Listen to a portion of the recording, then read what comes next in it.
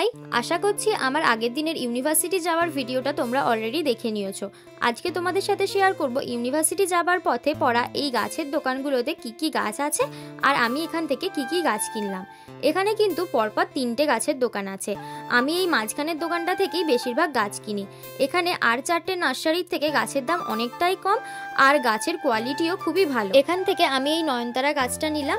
আরও কিছু গাছ নিয়ে আমি চলে গেলাম পাশের দোকানে। এখানে দেখো এই গাছটা পুরো বরফের মতো দেখতে, তাই না? এই গাছটার নামটা দাদা কি একটা বলেছিল, কিন্তু আমার এখন ঠিক মনে পড়ছে না। তারপরে নিলাম 2টো হলিঅকের চারা। তারপরে গাছ কেনা কমপ্লিট করে এখানেই আমি গাছগুলো রেখে ইউনিভার্সিটি চলে গিয়েছিলাম। আসার পথে যখন গাছগুলো নিলাম দেখলাম হলিঅকের গাছগুলো পুরো শুকিয়ে গেছে। তখন দাদা আমাকে আরও 2টো হলিঅকের চারা দিয়ে দিল। তারপরে আসার পথে আবার এই নার্সারিটাই ঢুকলাম। এখান থেকে কিছু গ্রো ব্যাগ নিলাম। আর এখানে গাছের দাম কিন্তু অনেকটাই বেশি। পরের ভিডিওতে তোমাদের সাথে শেয়ার করবো আজকে কি গাছ কিনলাম আর গাছগুলোর দাম কত নিল।